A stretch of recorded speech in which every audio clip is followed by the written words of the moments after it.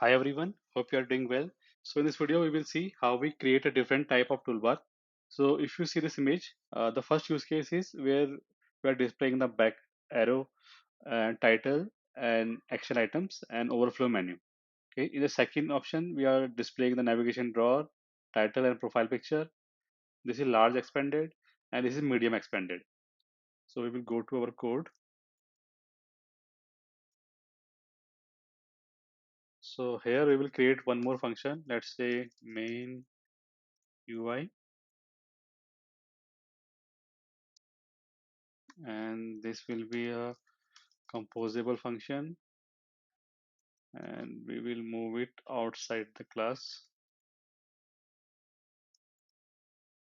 Okay, now we will just comment previous UI. Okay, now first, whenever we need to use a toolbar, so this is a part of a material design library. So to use it, we need to use scarf fold. Okay, just type here scarf fold. Okay, now scarf fold contain different parameters. If you see here, we have the top bar, we have a bottom bar, we have a snack bar host, 40 action button. Okay, so today we will just focus on top bar. Just type here top bar. Okay, this is the padding value. Okay, now in the content we will pass our previous code, say counter. Now we will just pick this padding value and assign it to this counter. Okay, so we will just pass modifier dot padding, and we can pass padding value and add this is a parameter for our counter. Okay, now in counter we will use this modifier here.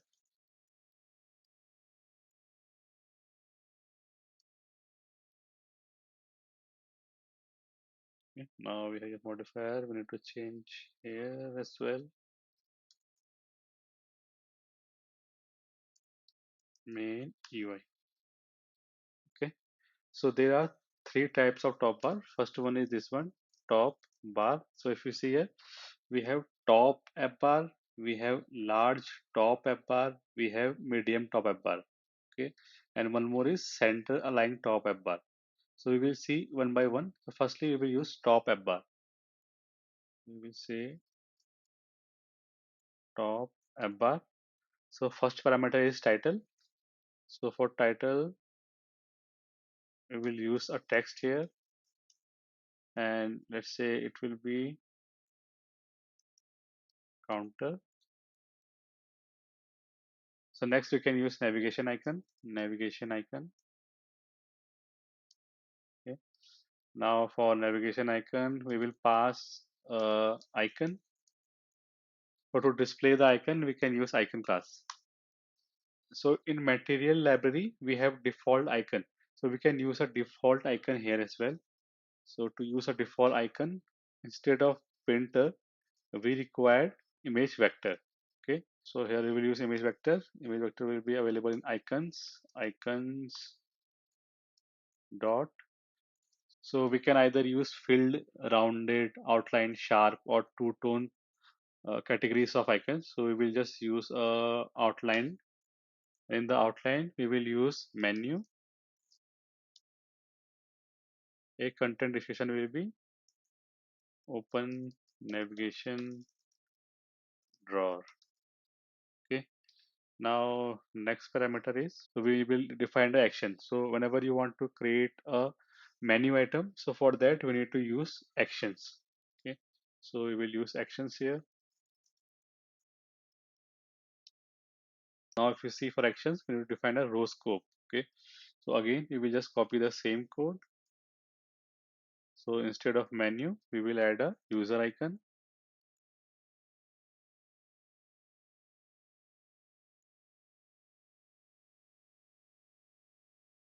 and one more is overflow. Is for this one, we will say content description of count more options. Okay, now you have action. So if you notice here, we are getting an error.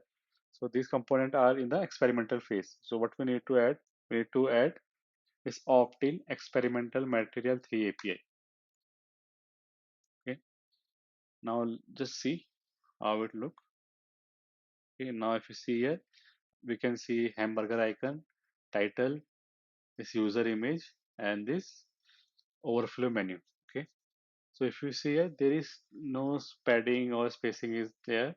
So what we will do, we will wrap this icon to icon button here. So just use icon button.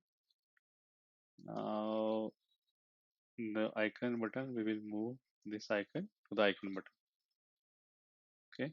Similar way, we will update this one to first block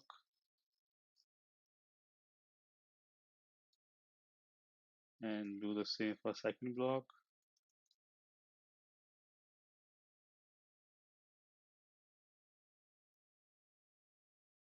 Let's wait for preview. Okay. Now if you see, we have a spacing, title, this user, and overflow menu. Okay.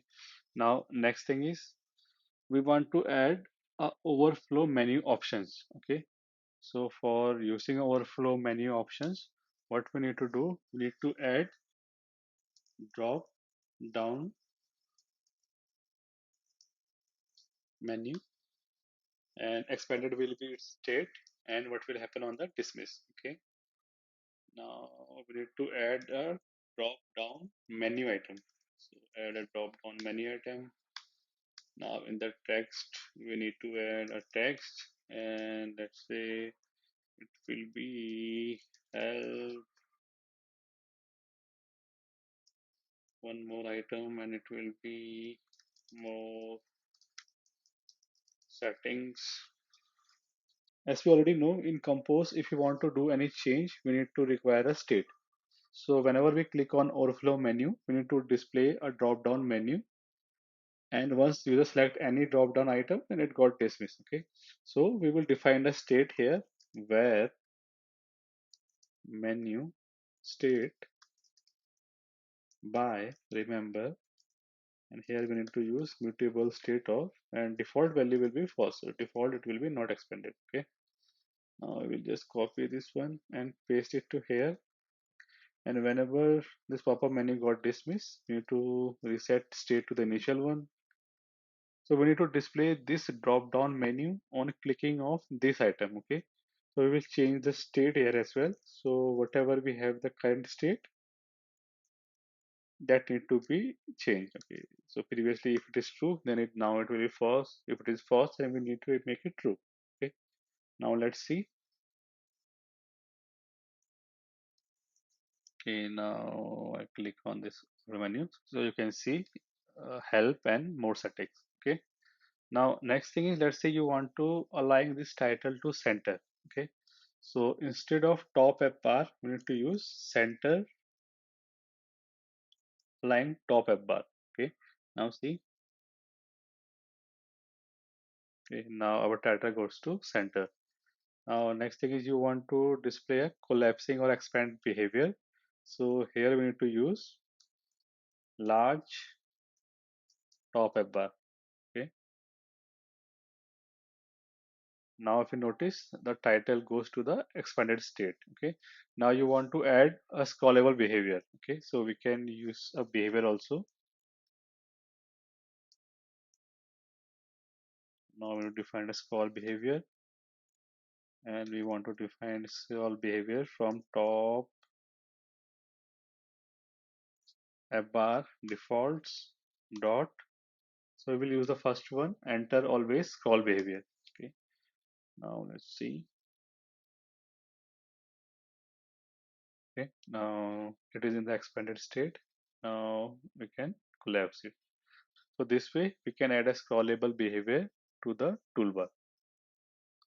So that much for this video. In the next video, we will learn how we can use a bottom navigation view.